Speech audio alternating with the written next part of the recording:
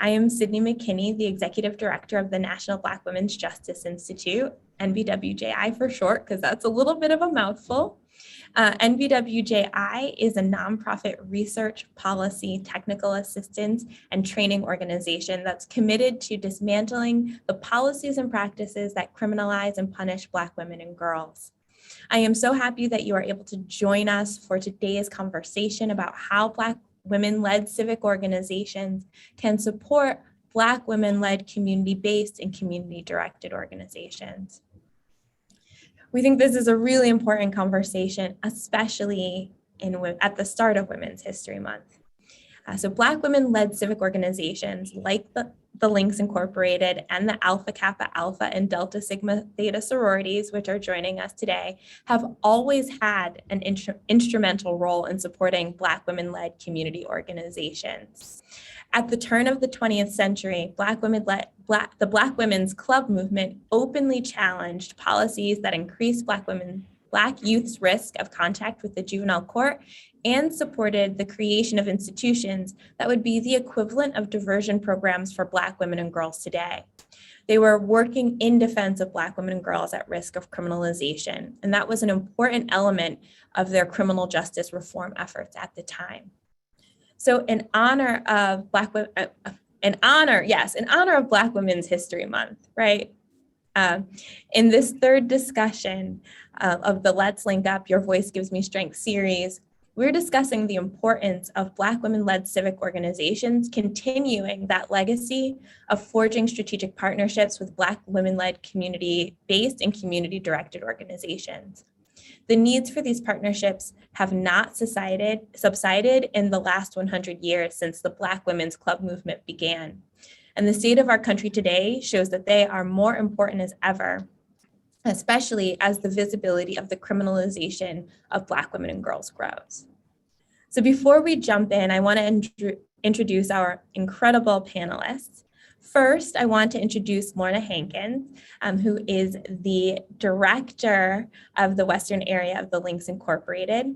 We would not be here were it not for her today, because Lorna really supported this partnership between the Links Incorporated Western area and BWJI. So thank you, Lorna, so much for your support. You're so welcome.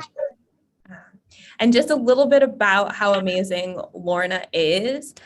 Prior to her election as the Western Area Director in 2019 and her reelection in 2020, Lorna served as the Western Area Vice Director, as well as held various positions within the Links Incorporated at the chapter, area, and national levels. In addition, she has served as the Executive Director of the National Kidney Foundation serving Texas since 2015. And prior to that appointment, she was the Executive Director of the Sickle Cell Association of the Texas Gulf Coast. We also have with us Joya Hayes, who is the Director of Human Resources and the Director of Civil Service for the City of Austin, Texas. So for those of you from Austin, she's your representative. She has over 22 years of experience in human resources, training and organizational development, community-based programming, policy and procedure development, and executive level planning. Joya is a servant leader. Her personal, community, and professional endeavors are a true testament to her commitment to serve and improve the quality of life for all citizens and communities. Joya is a second-generation member of the Alpha Kappa Alpha Sorority Incorporated, and she has served the organization at the local, regional, and international levels. And currently, she is the Regional Director of the Alpha Kappa Alpha Sorority Incorporated, and leading the programming and membership for Louisiana, Texas, and New Mexico. We also have with us Ebony Young, who has over 20 years of experience working in the nonprofit sector as an executive leader at institutions like the Long Island City YMCA, TF Cornerstone, and the Black Entrepreneur Initiative. She has been charged with leading, organizing, facilitating, and operating nonprofit organizations to the highest efficiency levels, specifically in the areas of youth development, healthy living, and social justice reform. She also spent time in the private sector as a vice president of corporate social responsibility. She previously served on several Queens boards, task force, and advisory committees, and she is a member of the Delta Delta, I'm all confused right now, Delta Theta Sigma Sorority. Delta Sigma Theta. Sorry, my apologies. It's a little bit of a tongue twister this afternoon. Please don't be mad at me, Deltas, who are on this call. My apologies. And then finally, we have Kenya Welch, who is the Director of Development and Strategic Partnerships at NBWJI. She has 20 years of experience in fundraising and social justice. She has committed her career to advocating for and uplifting Black communities in the areas of housing, education, healthcare, and employment. And to this end, Kenya has helped create and implement effective fundraising strategies for a variety of organizations, including the YMCA of Metropolitan Washington, the National Urban League, and the Veer Institute of Justice. Kenya was recognized most recently with the 2020 Outstanding Leadership Award from the Washington Black Bar Association. So folks, today we have some pretty amazing Black women with us today. And I am very excited for us to jump into this conversation about how Black women-led civic organizations can support Black women-led community organizations and community-directed organizations. So my first question, and this is a freestyle jump in type of conversation. My first question is, why is it important for Black women-led civic organizations to support Black women-led community-based and community-directed organizations? And why is it important that the organizations that you belong to continue that legacy today? Who would like to go first? I'll start, Sydney. And first of all, I thank you for the introduction. And, I wanted to say as well that I need to give a shout out to members of my team that actually facilitated the partnership with your organization. And that's Gwendolyn Washington, who serves on our Western Area Board as our foundation representative. And then we have Carla Penn Hobson, who's our program coordinator for the Western Area. And so to your point about why it's important that we align with community organizations like yours, when we were given the grant and told that we could identify a partner with whom we could work, it was not a hard decision for us. Gwendolyn had done her research. We wanted to make sure that we reached out to an organization that may not have the membership, the breadth and scope of our outreach as an organization and certainly as an area. And we wanted to ensure that we would be able to work hands-on with an organization to help them facilitate their mission as it aligned with ours. And so to your question, I think that that's really important, that when we have these opportunities, that we seek out organizations that could be doing a lot more if they had the bandwidth that would be provided by aligning with these larger organizations. So that's why we initiated this relationship, and it's been so positive, and we've already been able to see the impact of us working together.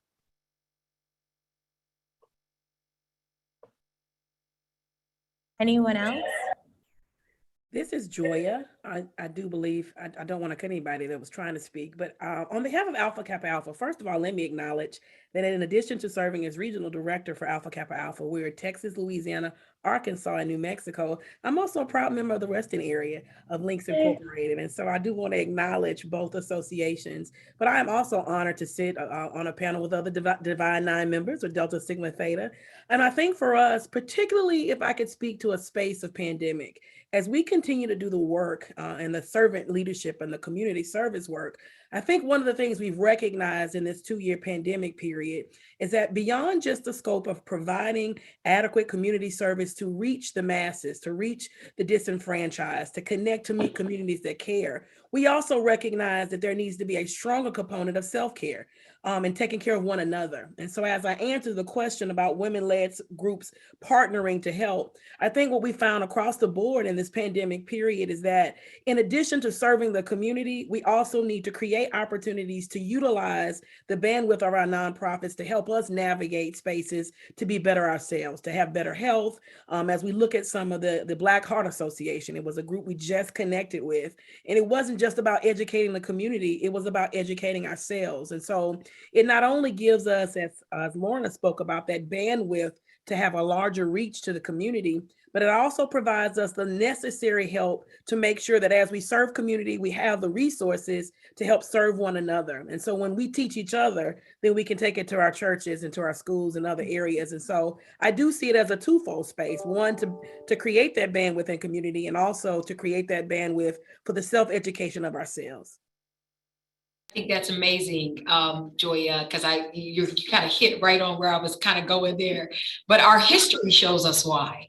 Our history shows us why it's imperative and it's important for us as African American women to stay connected, from the churches to the penal systems back in the day, infiltrating our knowledge base, our care, our love, our concern in ways that only sisters can do. Right. And having that hand or extension of love and care and compassion, the way that we show up, I think is really imperative to our work. So I would say that would be my answer to that question, Sydney.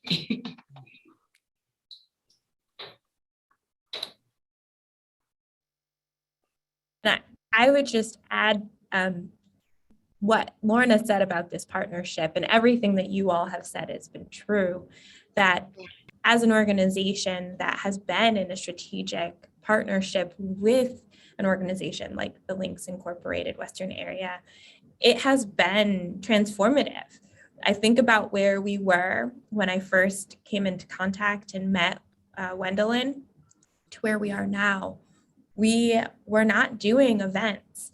We weren't really thinking, we had social media, but you guys have really pushed us through this partnership and helped us build this capacity that has really built our visibility as far as an organization that is doing this work. And so it has been incredibly beneficial to be in partnership, and I know mutually beneficial for us to be working together.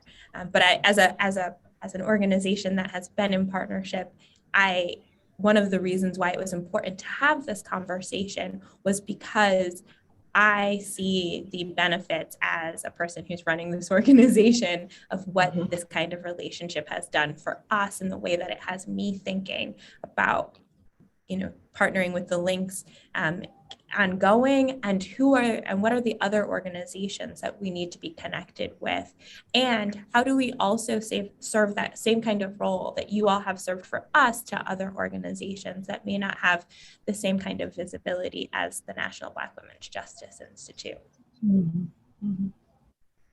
Definitely. I agree with everyone who has spoken, definitely. I wanted to just comment that these relationships are golden.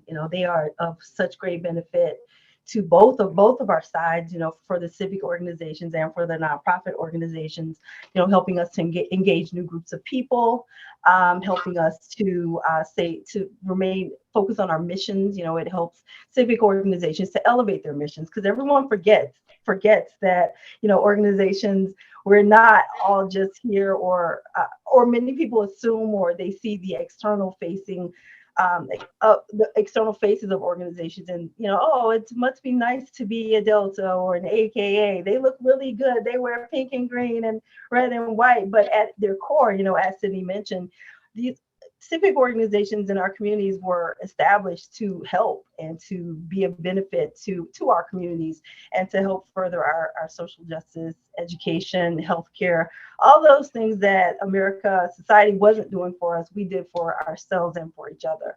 So I definitely think that, these relationships, when done the right way, as I think we have, they're gold. Sydney, I wanted to add that timing is everything. And, we initiated our relationship with you all during a time where social justice issues were at the forefront. In the 2 years that we've been aligned with you, so much has been happening around us. And we already had programming in place that addressed those issues. But you all provided an opportunity for us for hands-on, real life engagement with you, because these issues, social justice reform, all of those things, the civil unrest, over the last 2 years, again, just kind of pointed us in that direction. And for me and my team, sort of led us to take a look at what our programming was and see where we might need to tweak it, be responsive to what was happening right now in our faces. That was going on as well. So again, in searching for a partner, it was just almost, unreal that the opportunity to engage with you all came about, because you fed into, your mission fed into not only what we had been doing, but what we were suddenly called to focus on. And I think that's one of the things that we have to be aware of when we're looking at developing strategic partnerships. You've got to be able to pivot. Obviously, it's all about aligning the missions of the organizations, but can you work together in a way that you're going to be able to be responsive to the need at hand? And so that's what's happened with us and this organization. Right, I saw you unmute. No? Okay.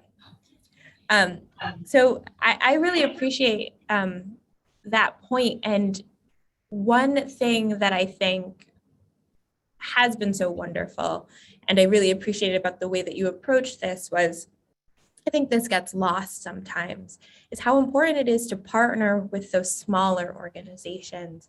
I think in this moment, in the last couple of years where people have been dealing with the pandemic, they've been dealing with reckoning with the state of race in this country, some folks reckoning with the state of race and racism in this country, that there's been a lot of attention on Black-led organizations, but there hasn't been, I think, the same kind of support for smaller, not as well-known or not as well-resourced organizations. And so I think that is one thing that I think is really valuable and a great opportunity for Black women-led civic organizations to do, is to invest in the smaller community-based organizations that can really benefit from the resources, the support, the know-how that that your organizations are able to share.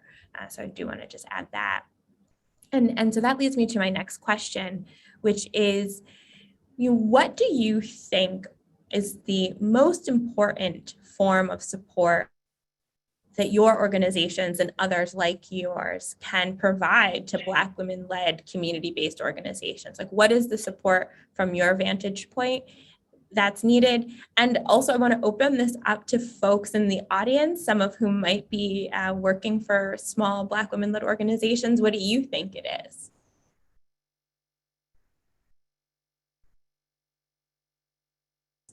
Which panelist wants to jump? Ebony.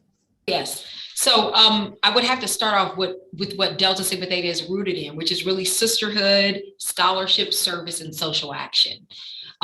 Taking those four pieces and really infiltrating and integrating it into the work of Black women. And I think I have to go back to what Lorna said a bit. It's really around the needs of the individuals that we're servicing, to always be aware of what that is, so that you pivot in how you do those things, right? Sisterhood in 1940 looks a little different than sisterhood in 2022. And so I think being mindful of that at all times is imperative, to know that these things can circle with women in ways that apply to where they're at and how they show up. And so I think our organizations have to continuously be mindful of what we put out there for women, young women, older women, middle-aged women, at the time that we put it out, right? So how are we being heard? And are we being relevant enough to move, shake, and change things? And so, that would be my answer to that question. Yeah.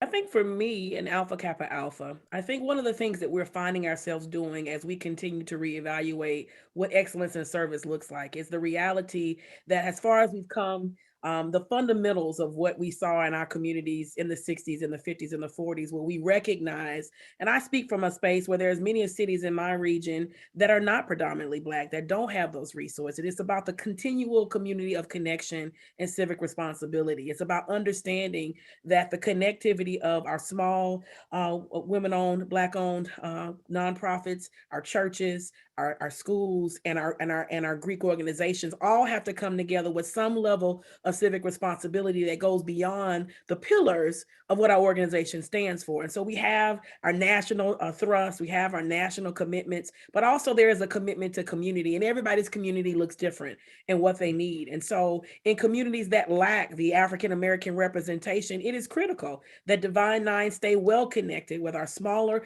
nonprofits, with our churches, large and small, because we recognize that the only power we have is when we collectively come together, and we have to be more proactive in that. And so I think for us, it's about connecting with people at all levels. It's not just, having Divine Nines and those who are in colleges and university, but those who are not going to colleges and university, those who are in craft areas, and making sure that we stay connected. And as my students would say, oftentimes keeping it real about where we are as a community, not allowing ourselves to get caught up in the different levels of community that sometimes separate us. And so when we come back to the fundamental question of how do we connect with these smaller groups, it's never getting disconnected. It's ensuring that no matter how established we are, how big our banquets are, how beautiful we are in our long dresses, do we have the ability to catapult out of that space and go back into critical infrastructures and communities to be comfortable and to say, we're here for you as much as we can be there for you. And I know as I've seen the work in our communities, one of the things that's important is that our kids see the people that are in our churches that are running schools. They see their principals, they see the deltas, they see the AKAs, they see the links, they see these women, and we aspire to be like them. And they aspire to ensure that we have the opportunity to do that. So I think it's that cycle of community that we go back to say that we're never too big, we're never too busy, we're never too accomplished to ever go back and ensure that we are in places that need us as representation and that need us as support. And I think that holds true also when it comes to the smaller nonprofits, that we're still there trying to provide them the same level of support as we do some of the larger nonprofits. It's about that civic community that has to keep us connected. I agree with you 100%, both Ebony and Joya. And, as I consider this, I am certain that everybody on this panel will agree with me that in the organizations that we work with, the areas that we lead, there is a lot of work. There's a lot to be done. We have a lot on our plate. We have a huge agenda. And sometimes I feel that in working with smaller community organizations, we get the opportunity for success. I believe that change is incremental. I believe that big things come from smaller things. And so if we're able to work with community organizations, helping them meet their mission, which is again, facilitating our own, we can leverage that success as we reach out to others in the community for support for us. One of the things that I do professionally and with the links is as we're out seeking partners, if we're seeking sponsors, what they want to know is, what have you done? What has been the impact? And so if we can show that relationships that we have along the way have been stepping stones for us to even greater, bigger relationships or even greater impact in those smaller communities, that puts us in a better position to align with those people who will, support financially and otherwise, our mission as an organization. So again, just these strategic partnerships have to be win-win for both, for them to be successful. And that's what I look for. How can I make another organization better by our involvement? And how can they help us magnify our stage and do even more things?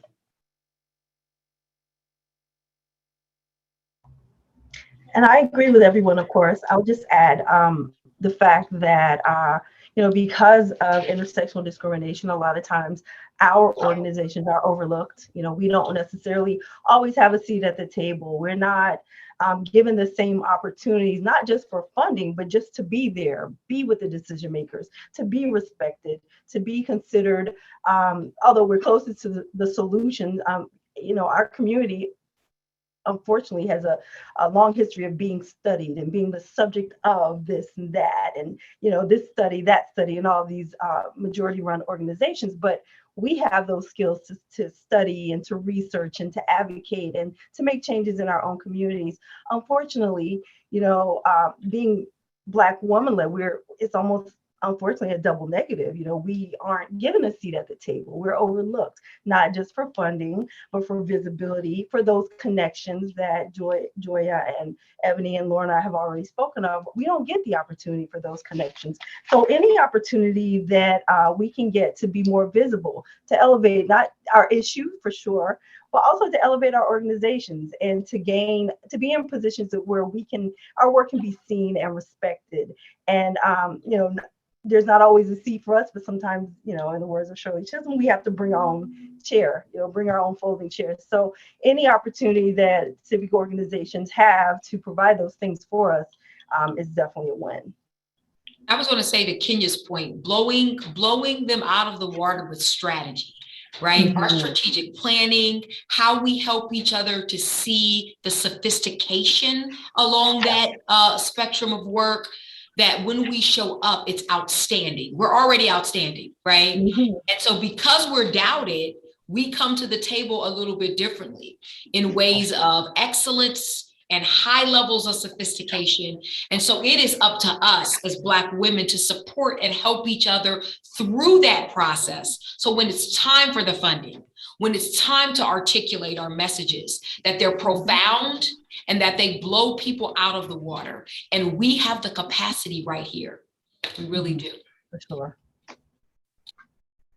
That's an excellent point, Ebony, and anticipated my next question, which was going to be, how do we support the leadership of Black women-led organizations? Because so many, particularly ones that are community-based and even doing direct service, have incredibly small budgets and incredibly small teams and are really are magical, right? And the ways that they're able to produce outcomes with far fewer resources than, white-led organizations. And to your point, there is this expectation and pressure to show up with it all fully figured out and realized. And when you are in the midst of the work, you don't always have the time and the space. So I'm curious, from your perspective, how can organizations like the ones that you belong to and represent support Black women-led community-based organizations, particularly those small ones,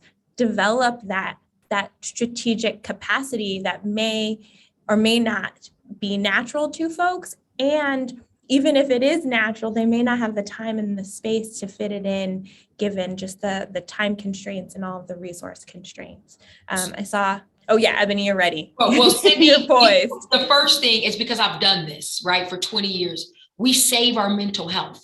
Number one. And the way that we do that is we don't show up as superwoman for everything. We tap into the resources that can help us, right? Like Catch a Fire, go check it out, right? There's resourcing of people in this platform that have HR level capacity skills that give us an opportunity in marketing and tech that we can resource out what we need to the folks that can help us, right? Our churches, we have it sometimes sitting right there around us, our organizations, right? That, you don't necessarily have to be a member of the illustrious Delta Sigma Theta Sorority Incorporated, but you can utilize the functionality of the people that are there that can help resource you so that you're not overexerting yourself in those spaces. And then your work ends up being work that is not as high level as it could be with the help and support of our sisters. And along with that, I think there needs to be an increased intentionality about seeking out and identifying community organizations, because I'm not so sure, as much as we do, as involved as our members are, that we're really aware of the organizations that need our support. And so we have the advantage of membership in the thousands, in the organizations that we all represent here. We need to take advantage of the perspective that members have in their own specific communities. We need to listen. We need to ask the questions, what's going on in your community. We do that, of course, in our program planning and all of that. But I mean, even in a more pointed way, to identify those organizations that need us. One of the things that I think we get caught up in sometimes in these organizations is that we assume that we know what the community needs, or because we have done things in a certain way, for a very long time, we're going to continue to do that because it's been successful. Sometimes you have to get out of your comfort zone and take a risk. Most importantly, again, accessing that brain power of your membership, their communities, their networks, where is the need, and then being intentional about making efforts to connect with them.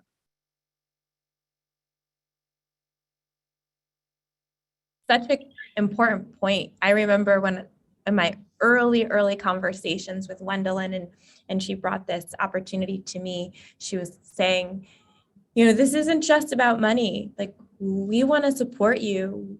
We can help you build your board. Like, we have, a diverse array of, leadership and expertise among our members, right? So it can be so much more and should be so much more than just money. And I love that she led with that. And as we enter the next phase, I'm like, Gwendolyn, I need to take you up on those other parts of how we partner. We have two really great questions that have come to us from folks in the audience. So related to your point about how we select the organizations we partner with, this person asks, what is the best way to pitch partnerships with your organizations to collaborate with orgs for Black girls? So, it sounds like this is a question from the position of like an organization like NBWJI or a community-based organization. How do we pitch that relationship to you? How do we get on your radar and start that conversation?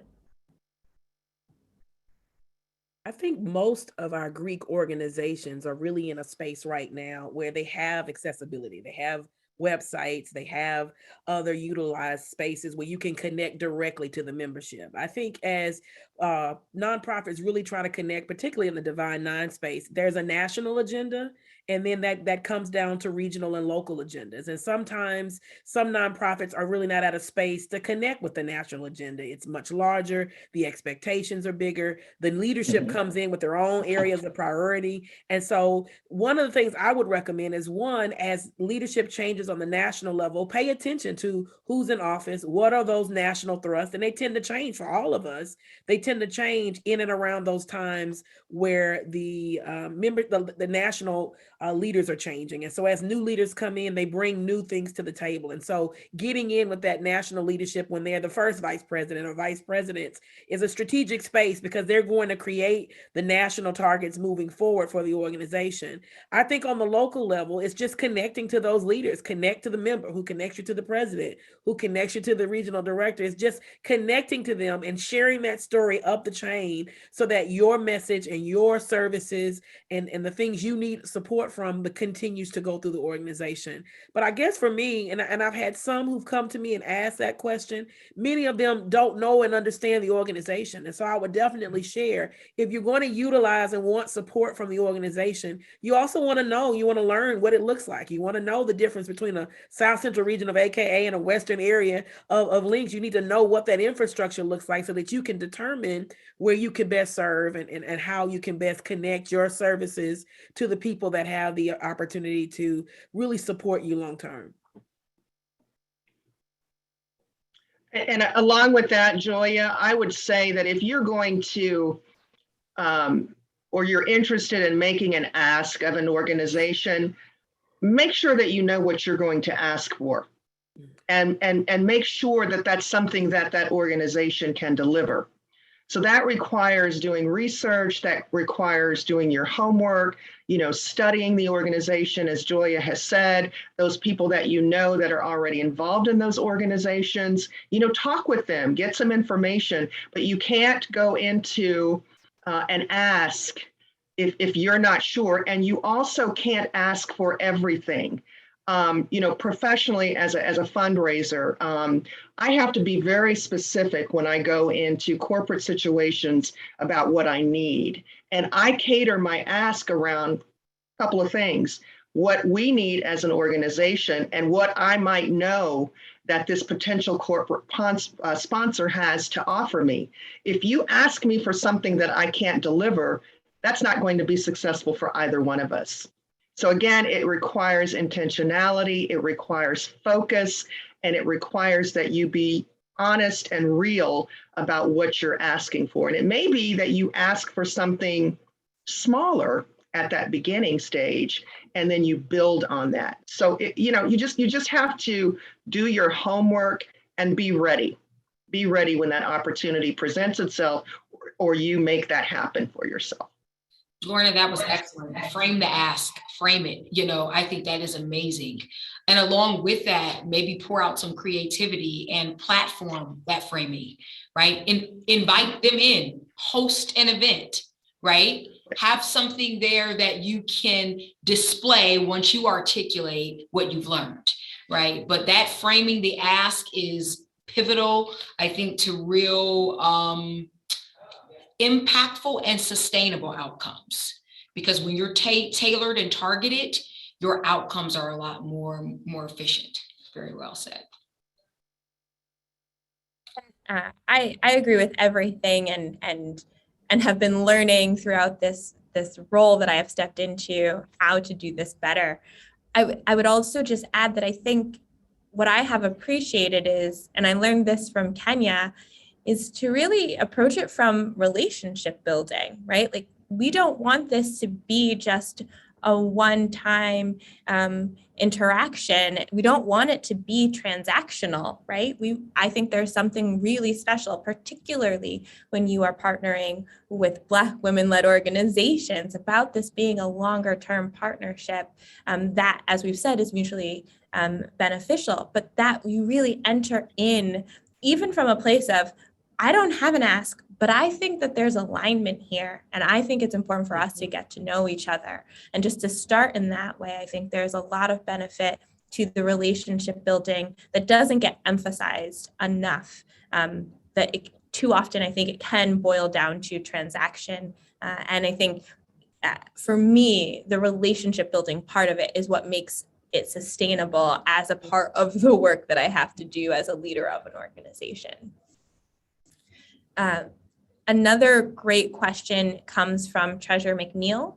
She is a freshman at Morgan State studying nursing, and asked the panelists in this moment in time,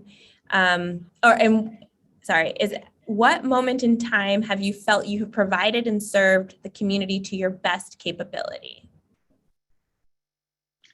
Oh, I'd love to start off with that. And again, context rather, in what's gone on, in our world in the last 2 years.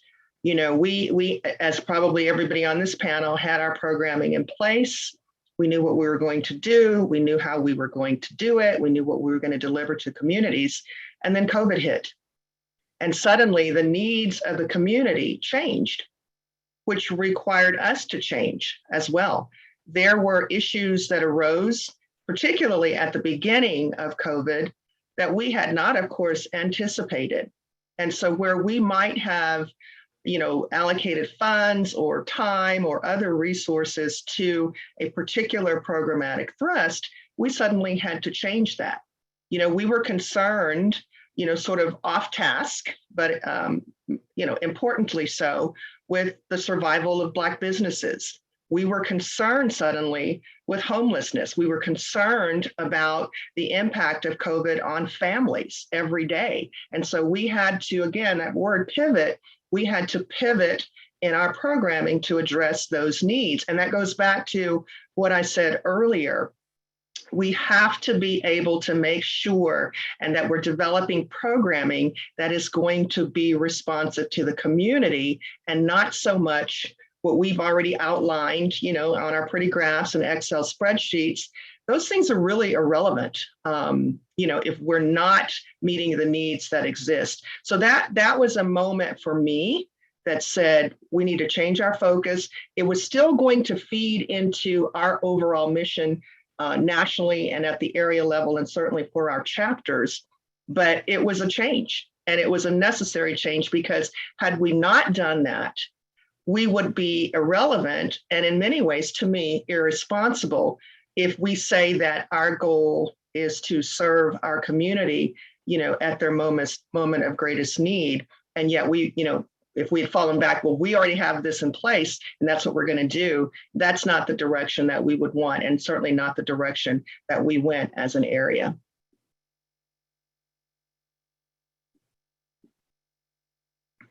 How about the others? Oh, Ebony, there you go. So I just think showing up as a needs-based partner and strategist with exactly what Lorna stated is imperative. And that in that you find the relevancy that is sustainable, right? And so, how do you allow the voices of the people that need to platform their voice to be your voice, right? And so that takes a lot of synergistic means of functioning and operation. And that means that the org comes out to the community and the community finds a way in some way to feel connected to that org. So that means that org needs to put out there, what is the advantage for that particular community. So that's a second to Lorna. Just a reminder, the question. Oh, go ahead, Kenya. No, I was just going to add, I've worked in a lot of spaces where my coworkers and colleagues didn't necessarily look like me or the community we were serving. So being in a space, a Black-led space, particularly a Black woman-led space, where, we are able to actually look at the issues and problems and relate to our communities and actually be to pivot and to know what the needs of our community, or to be able to actually invest the energy and time into our communities to find out what the needs are and make the services match the needs.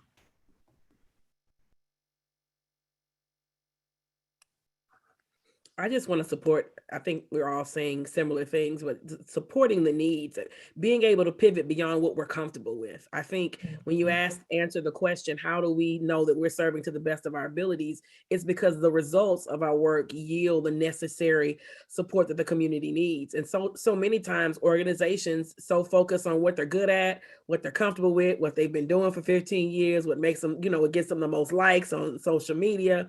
And sometimes really our best work is when we can significantly see the impact to the community that we're serving, where people are in better spaces and better health and have better resources. And so I really kind of want to connect to what Kenya says, because sometimes it's not a focus on how well we do, but how well the community responds to what we do. And I think that is the analysis that keeps us going for hundreds of years, right? It's constantly pivoting, as Lorna started out with, and just saying, listen, no matter how comfortable we are in our space of service, we have to continue to be flexible, to move into uncomfortable spaces, to do uncomfortable things, because ultimately that's what servant leadership looks like.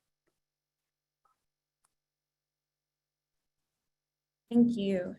I'm also curious, we've talked a lot about the mutual benefit of these strategic partnerships.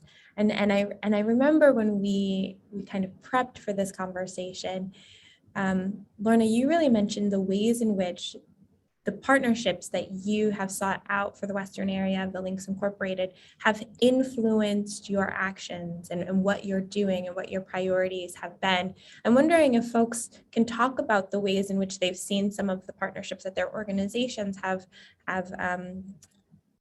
created, how they have influenced and maybe even transformed the way that the organization does work or what it prioritizes. But what's been the influence of those partnerships on the organizations that you belong to? Well, Sinan, we've talked about this before in other situations, but, after partnering with you all and looking at how we could integrate what your goals were into our programming, what it did was help me to focus a little bit more on what we were doing programmatically, for example, around Black Lives Matter. What are we doing in our services to youth area where there might, and human trafficking, you had, one of our members, Stephanie Powell, on, who did an amazing job talking about human trafficking, mental health, all of those things. It gave me another lens to look at our programming through as we considered the relationship, with this organization. So things that we may not have thought about, and one of the panelists mentioned too about, moving out of that comfort zone and getting your hands a little bit dirty. When we talk about the criminal justice system, that's not something that's always very popular, that organizations want to take on. It's so politically fraught with tension. There's just so much going on. Women have different opinions about what's going on with that. But again, you guys forced us to take a look at it. So now we're talking and we're thinking about things like, and trying to understand, why are women incarcerated in the ways that they are and for the length that they are? Why is that happening? What is the impact of women who are imprisoned on their families? All of those kinds of things, which may not have been at the forefront of our programming, we now see fits with some of the things that we are doing. And so it's just been an opportunity for us to expand our outreach and help solve a problem that we may not have had a lot of understanding or even awareness, didn't even know that it existed, and certainly not as an opportunity for collective impact as an organization.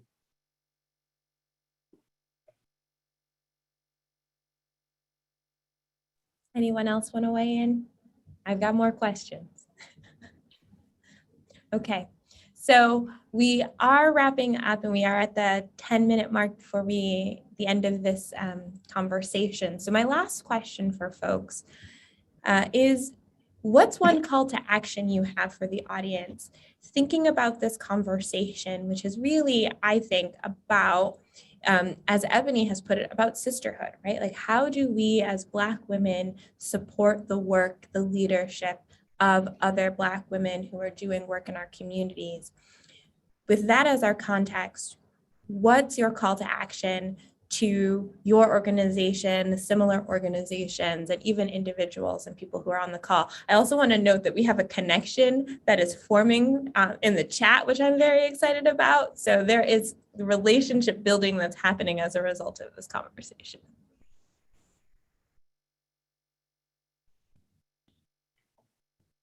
I think for me, one of the things that makes this, what my call to action is to just learn from the panel. I think one of the things that make panel discussions like this so powerful is that we're able to see and hear others who are doing the same work in the same hectic space to learn from each other. And so I think these types of platforms allow even those of us who do the work to recognize that there's still opportunity to connect more, to do more, and to have a bigger impact. I have just listened today and recognized that there just may very well be some very small nonprofits that are doing great work in this area that I need to purposely and intentionally reach out to ensure that our community connection is strong. And so I think the call to action is always evaluating how we can do better. I think it came up in the last question. How can we connect more, do more, and utilize our resources and networking to create more powerful opportunities, both politically, both socially, and then community-wise, both health-wise. And so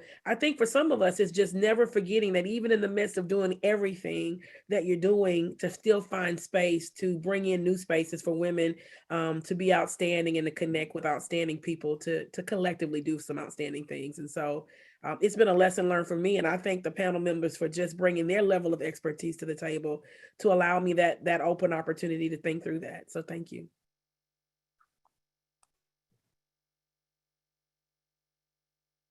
Well, I tend to look at these things from kind of three different focuses: advocacy, action, and accountability.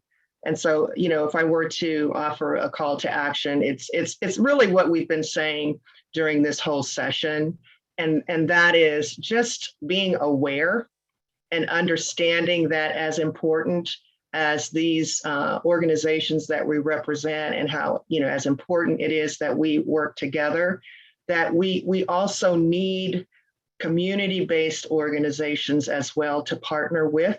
And so I said it before, just being deliberate, being intentional about seeking them out, again, to facilitate our mission, but to help them.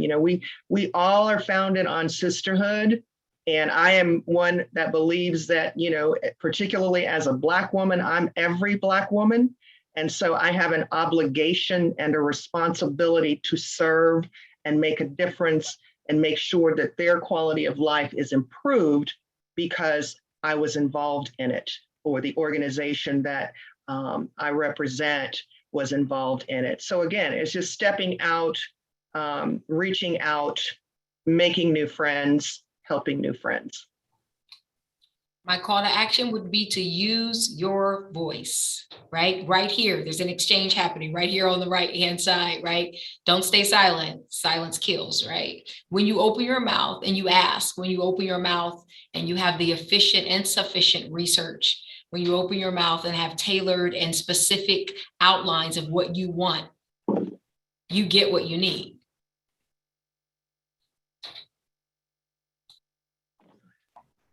Cool. And I just want to kind of tie into what everyone said and announce, I guess, for us that we've established a Justice Circle, the National Black Women's Justice Circle, National Black Women's Justice Institute Justice Circle. And I wanted to invite everyone to engage with us. And in the Justice Circle, which we are developing and putting fine tuning and finishing touches on, you can actually take the pledge here. It was just dropped into the chat. And we're just going to use it as an opportunity to engage with all of us engage and share information, much as we have during this call, but to elevate issues related to the decriminalization of Black women and girls and to champion healing centered justice. So I definitely invite all of you to join us, chime in, connect with us. I'll put my information in the chat, and I'm sure maybe some others will as well, but use your voice. You know, democracy, the Washington Post, I'm from DC, Washington Post, the tagline is democracy dies in the dark, and it absolutely does. So once we shine a light on all these issues, or only when we shine a light on the issues in our communities, can we get, can we make moves forward and make progress.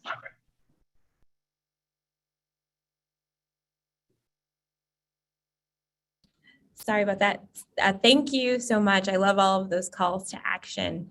And I am so excited to see the chat light up. And like I said, that there are connections brewing among us. And this is really exciting. This is the unintended result of something as powerful as this conversation. And that's really exciting to be a part of. Recognizing that we are going to wrap up soon, I just want to say thank you to our incredible panelists. It has been a pleasure and an honor to be in conversation with you. I just want to also reemphasize what Kenya mentioned, the Justice Circle. Please follow the link, sign up, take the pledge to support and really champion healing-centered justice and really to end the punitive paradigm of our criminal legal system. That's what we're working towards, and we are hoping that you will join us in doing that as well. Also, please note that there is a survey that we would love for you to take. That survey link has just been dropped into the chat.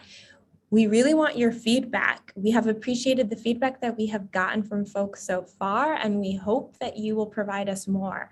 As I said, we weren't doing events to the extent that we are now, and I really credit that to this partnership with the Links Incorporated Western Area. And we want to do this better, and we want to continue to do it. And so the feedback you have about this event, the series as a whole, and anything that we can do better, we welcome it. Even if the feedback is negative, we will take that and we will do better the next time, because we want to continue to do this work, continue to build awareness of the issues that we're working on, and also to build connection among us so we have the collective power to address them. So thank you everyone who joined us today. Thank you, incredible panelists. And while this is the third and for now, final conversation in the Let's Link Up series, please stay tuned, because I promise you there will be more. I think that the Let's Link Up, Your Voice Gives Me Strength series is going to be an ongoing staple. I'm going to really push for it. So Lorna, watch out for that email. I'll wait for your call. Definitely. But thank you everyone so much. And that is a wrap for us today.